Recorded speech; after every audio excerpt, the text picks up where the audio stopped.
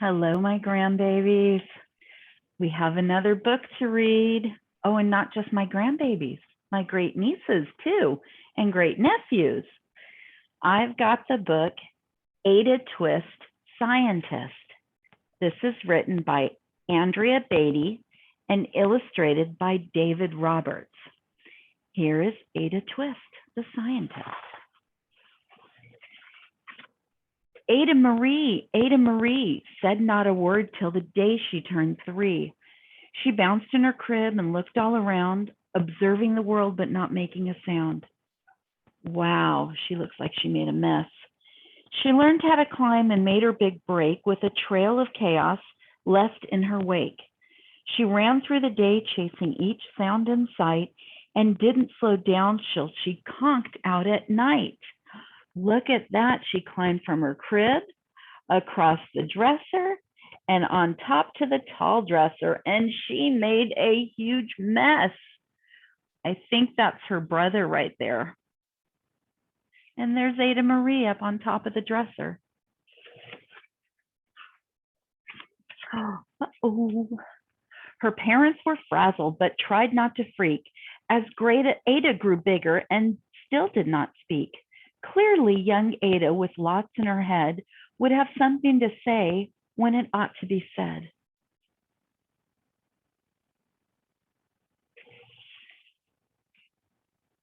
She's looking very curiously at things. I think she has a lot of questions going on in her head right now.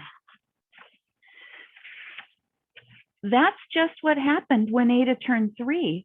She tore through the house on a fact-finding spree and climbed up the clock just as high as she could. Her parents yelled, "Stop!" as all good parents would. Ada's chin quivered, but she did not cry. She took a deep breath and simply asked, "Why?" Get that. She's up really high.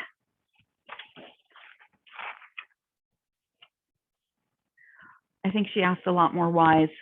Why does it tick and why does it talk? Why don't we call it a granddaughter clock? Why are there pointy things stuck to a rose? Why are there hairs up inside your nose? She started with why and then what, how and when. By bedtime, she came back to why once again. She drifted to sleep as her dazed parents smiled at the curious thoughts of their curious child, who wanted to know what the world was about. They kissed her and whispered, "You'll figure it out." Oh, look at that. Oh, she was pointing to the nose and the hair. She looks a little tired.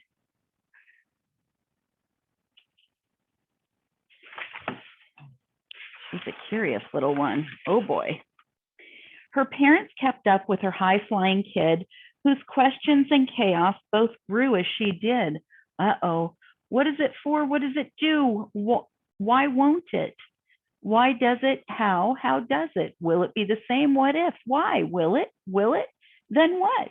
Oh my goodness, she had a lot of questions.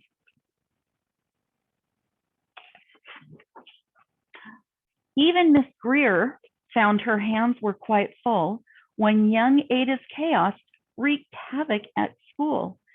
But this much was clear about Miss Ada Twist. She had all the traits of a great scientist. Uh-oh, I think she made a mess. There's her teacher. Oh, all the kids are laughing. I think they're enjoying the mess that she made. Ada was busy that first day of spring, testing the sounds that make mockingbirds sing, when a horrible stench whacked her right in the nose, a pungent aroma that curled up her toes. "Zowie," said Ada, which got her to thinking, what is the source of that terrible stinking? How does a nose know where there's something to smell, and does it still stink if there's no nose to tell? She rattled off questions and tapped on her chin. She'd start at the start where she ought to begin. A mystery, a riddle, a puzzle, a quest. This was the moment that Ada loved best.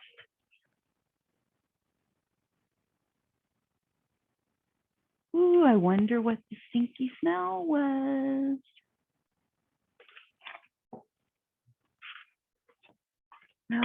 Oh boy, what is she doing? Ada did research to learn all she could of smelling and smells, both the stinky and good. One hypothesis Ada thought could be true. The terrible stink came from Dad's cabbage stew. She tested and tested, but soon Ada knew it was time to come up with hypothesis two. Oh, look at that's Dad's cabbage stew. And she put a tube on her nose, which led directly to the cabbage stew to see if she could get a good smell of it. Oh, that's nuts. I think cabbage stew kind of stinks a little bit anyways. Then Zowie, the stink struck again, just like that. Hypothesis two, it's caused by the cat. The cat couldn't make such a stink on its own. It needed perfume and some fancy cologne. So young Ada tested. The test was a flop. She started again, but her parents yelled, stop. I think your parents would yell stop too if you were putting the cat in the dryer. Woo. Scary for the cat. Uh-oh, what happened here? Where are they pointing to? Woo. Ada Marie, to the thinking chair now. By the time we count three. Enough, said her mother. That's it, said her dad. Her parents were frustrated, frazzled, and mad. Why? Ada questioned. Her mother said no. What? Ada queried. Her father said go. You've ruined our supper. You've made the cat stink. Enough with your questions. Now sit there and think. She looked at her parents. Her heart turned to goo. Poor Ada Twist didn't know what to do. The thinking chair. I think that's also another term for on a timeout. She's going to go think about what she did. I don't think she's happy about it. She sat all alone by herself in the hall, and Ada once more could say nothing at all. She just sat there. Look at her face. She's kind of curious, wonder what's going on, what she should do, what happens next. I bet you there's a lot of stuff going on in her head, huh? Uh-oh, you're never going to guess what she did. And so Ada sat, and she sat, and she sat, and she thought about science and Stu and the cat, and how her experiments made such a mess. Does it have to be so? Is that part of success? Are messes a problem? And while she was thinking, she was the source of that terrible stinking. Oh, what was the source of that terrible stinking? Ada Marie did what scientists do. She asked a small question, and then she asked two. And each of those led her to three questions more, and some of those questions resulted in four. As Ada got thinking, she really dug in.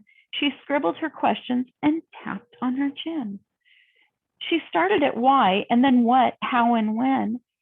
At the end of the hall, she reached why once again. She's writing on the wall. Woo. Her parents calmed down and they came back to talk. They looked at the hallway and just had to gawk. No patch of bare paint could be seen on the wall. The thinking chair now was the great thinking hall. They watched their young daughter and sighed as they did. What would they do with this curious kid who wanted to know what the world was about? They smiled and whispered, we'll figure it out. She had a lot of thoughts coming out of her head onto that wall.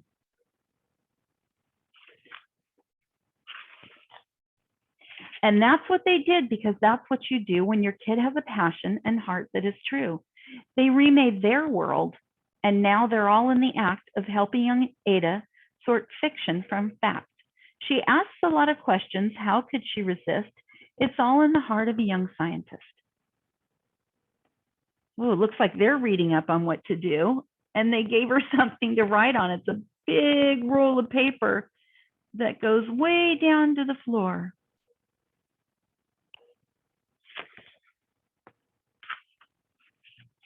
And as for that smell, what can Ada Twist do? But learn all she can with her friends in grade 2. Will they discover the stink that curls toes? Well, that is the question. And someday, who knows? Oh, she's smelling everything. Let's see what's in the jar. She's smelling a hot dog. And there's an old donut. And let's see what else. There's an onion and an orange and some cheese. There's a lot of stuff in those jars. And she's smelling every one of them with her tube.